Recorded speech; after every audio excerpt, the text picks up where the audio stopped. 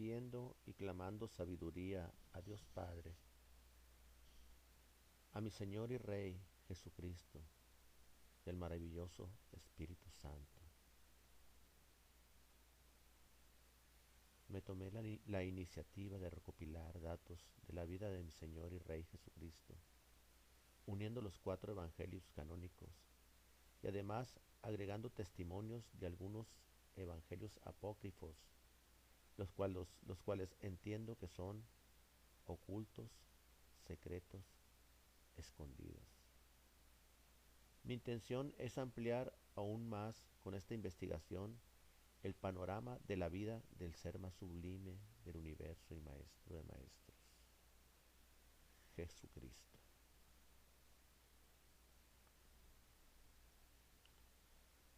La palabra evangelio proviene del griego y se traduce por buena nueva. Se denominan así todos los escritos que narran la historia de la vida de Jesús de Nazaret. En los primeros tiempos del cristianismo se formaron comunidades donde se transmitía la forma oral la historia de Cristo y sus enseñanzas. Estos relatos procedían de los testimonios directos de los que habían vivido a su lado, esto es, de los apóstoles. Más tarde, esas tradiciones orales se pusieron por escrito, surgiendo de esta forma los evangelios, que en principio iban destinados al uso en las comunidades cristianas. Los evangelios se dividen en canónicos y apócrifos. Los canónicos son los que reconoce la Iglesia y que transmiten de forma auténtica la tradición apostólica. Como su nombre indica, pertenecen al canon bíblico, que son el conjunto de libros que la tradición judeocristiana considera que están inspirados por Dios. Son 4: el Evangelio de San Mateo, San Marcos, San Lucas, San Juan. De estos, los 3 primeros se denominan sinópticos, porque pueden ser leídos en paralelo sin notable diferencia.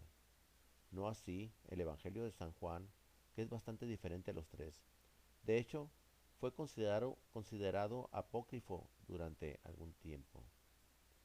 No se sabe a ciencia cierta en qué momento histórico los 4 evangelios pasaron a formar parte del canon, pero hay testimonios como el fragmento muratoriano o la obra Adversus Aereses de San Ireneo de León, que hacen pensar que había bastante consenso para incluirlos dentro del canon, entre el año 150 y 200 después de Cristo.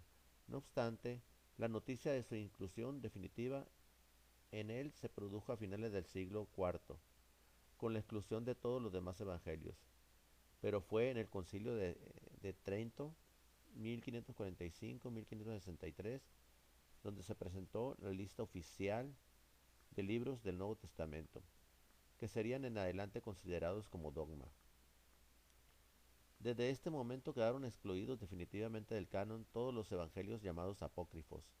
Entre los criterios de esta selección figura el de los canónicos, fueron escritos en época apostólica, o sea, cuando vivían los apóstoles o sus mismos discípulos, mientras que de los apócrifos no se tiene tanta certeza. No obstante, los evangelios apócrifos surgieron en los primeros siglos de la Iglesia, pues ya se les cita hacia el año 150 después de Cristo, pero no gozaron de la garantía que ofrecían los canónicos, pues algunos contenían doctrinas contrarias a la enseñanza apostólica. Ahora bien, hay evangelios apócrifos que han gozado de la simpatía y admiración de los padres de la Iglesia, y sobre todo no se puede negar la influencia que han ejercido en la tradición eclesiástica a través de los siglos. La palabra apócrifo proviene del griego y significa oculto, escondido, secreto. Parece ser que algunos cristianos le dieron este nombre porque, según decían, contenían enseñanzas ocultas de Jesús que iban destinadas a los iniciados.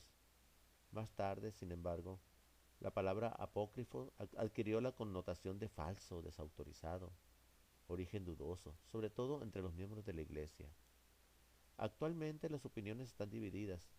Hay grupos que comparten las doctrinas de algunos textos apócrifos y otros los rechazan como falsos e inventados.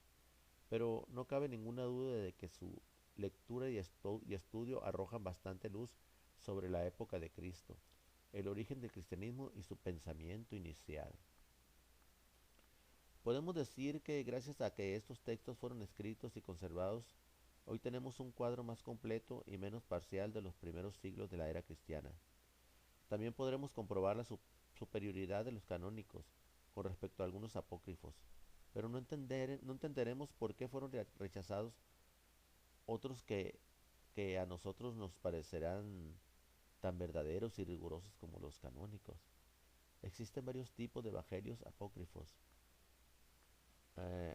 Apócrifos de la Natividad, como por ejemplo el protoevangelio de Santiago, el evangelio del pseudo Mateo y el evangelio de la Natividad de María, apócrifos de la infancia, como el evangelio de Santo Tomás, el evangelio árabe de la infancia, apócrifos de la pasión, bajada a los infiernos y resurrección de Jesús, como el evangelio de San Pedro, el evangelio de Nicodemo, apócrifos gnósticos, como el evangelio de Valentino.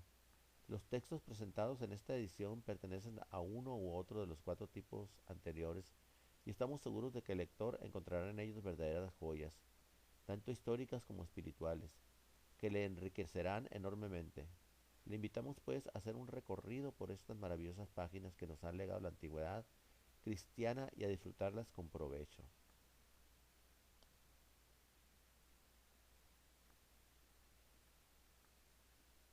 El protoevangelio de Santiago.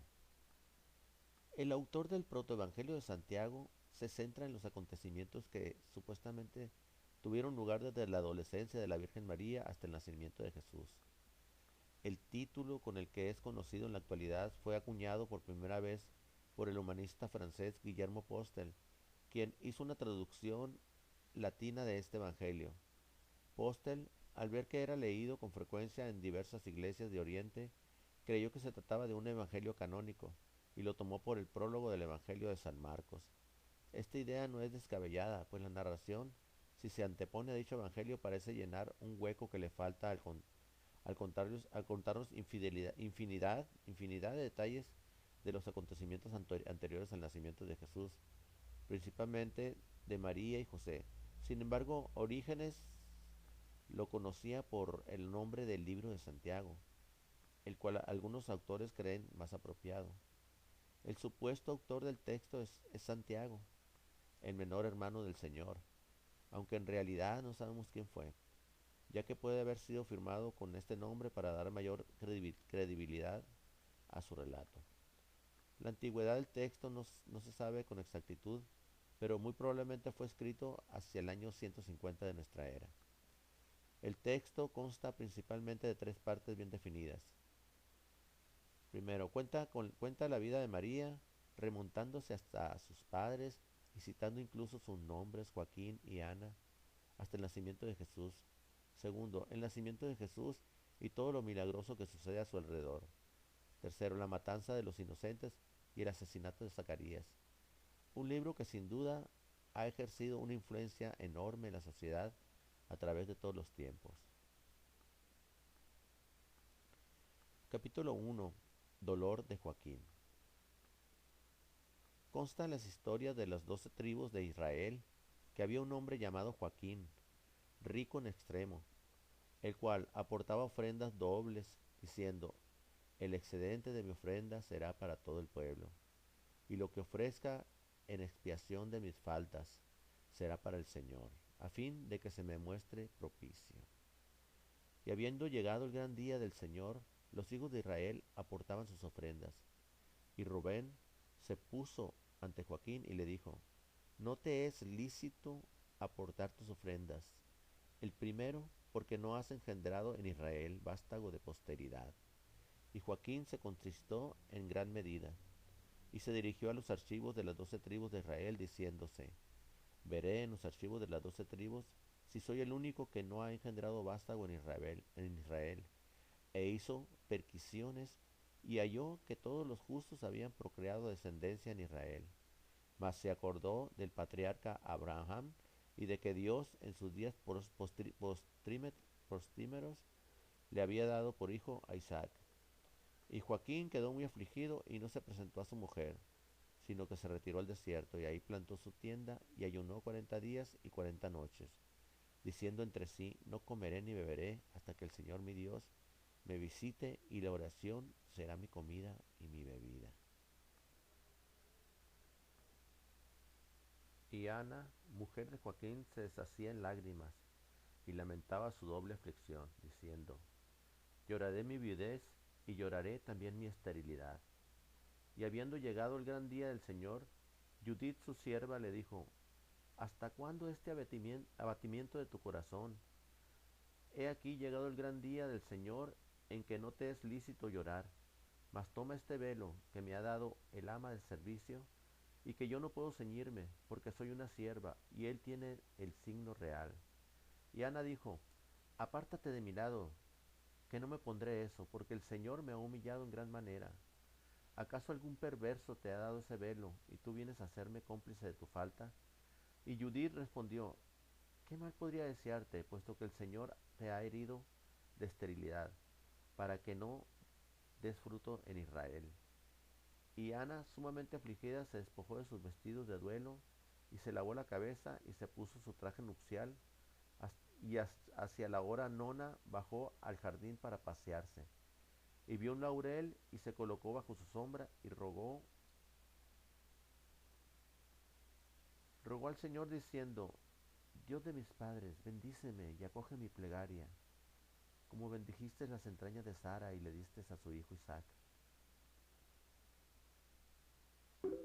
Y levantando los ojos al cielo, vio un nido de gorriones, y lanzó un gemido diciéndose, desventurada de mí, ¿quién me ha engendrado?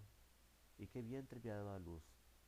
Porque me he convertido en objeto de maldición para los hijos de Israel, que me han ultrajado y expulsado con irrisión del templo del Señor. Desventurada de mí, ¿a quién soy semejante? No a los pájaros del cielo, porque aún los pájaros del cielo son fecundos ante ti, Señor. Desventurada de mí, ¿a quién soy semejante? No a las bestias de la tierra, porque aún las bestias de la tierra son fecundas ante ti, Señor. Desventurada de mí, ¿a quién soy semejante? No a estas aguas, porque aún estas aguas son fecundas ante ti, Señor. Desventurada de mí, ¿a quién soy semejante? No a esta tierra, porque aún esta tierra produce fruto a su tiempo y te bendice, Señor. Y he aquí que un ángel del Señor apareció y le dijo, Ana, Ana, el Señor ha escuchado y atendido tu súplica. Concebirás y parirás, y se hablará de tu primogenitura en toda la tierra. Y Ana dijo, tan cierto como el Señor mi Dios vive, si yo doy a luz un hijo, sea varón, sea hembra, lo llevaré como ofrenda al Señor mi Dios, y permanecerá a su servicio todos los días de su vida.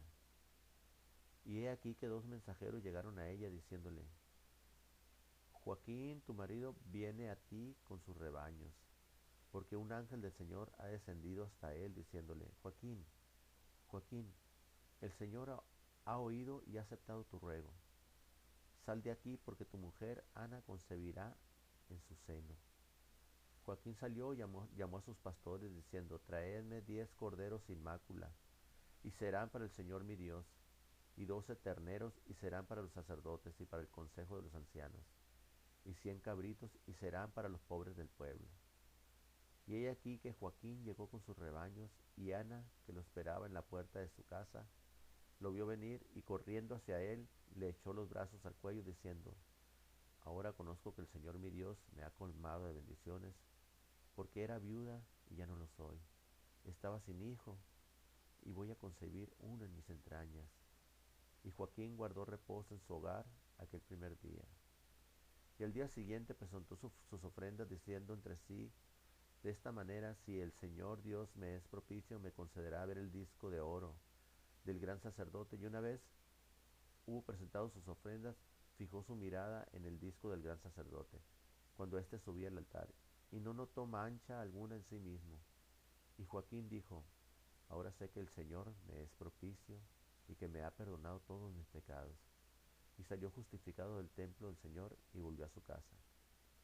Y los meses de Ana se cumplieron, y al noveno día dio a luz, y preguntó a la partera, ¿qué he parido? La partera contestó, una niña. Y Ana repuso, mi alma se ha glorificado en este día. Y acostó a la niña en su cama. Y transcurridos los días legales, Ana se lavó, dio el pecho a la niña y la llamó María. Y la niña se fortificaba de día en día. Y cuando tuvo 6 meses, su madre le puso en el suelo para ver si se mantenía en pie. Y la niña dio 7 pasos y luego avanzó hacia el regazo de su madre, que la levantó diciendo, por la vida del Señor, que no marcharás sobre el suelo hasta el día que te lleve al templo del Altísimo. Y estableció un santuario en su dormitorio y no la dejaba tocar nada que estuviese manchado o que fuese impuro. Y llamó a las hijas de los hebreos que se conservaban sin mancilla y que entretenían a la niña en sus juegos. Cuando la niña llegó a la edad de 1 año, Joaquín celebró un gran banquete e invitó a los sacerdotes y a los escribas, y al consejo de los ancianos y a todo el pueblo de israelita. Y presentó la niña a los sacerdotes, y ellos le bendijeron, diciendo, Dios de nuestros padres, bendice a esta niña, y dale un nombre que se repita siglos y siglos a través de las generaciones. Y el pueblo dijo, así sea, así sea. Y Joaquín la presentó a los príncipes de los sacerdotes, y ellos la bendijeron, diciendo, Dios de las alturas, dirige tu mirada a esta niña y dale una bendición suprema.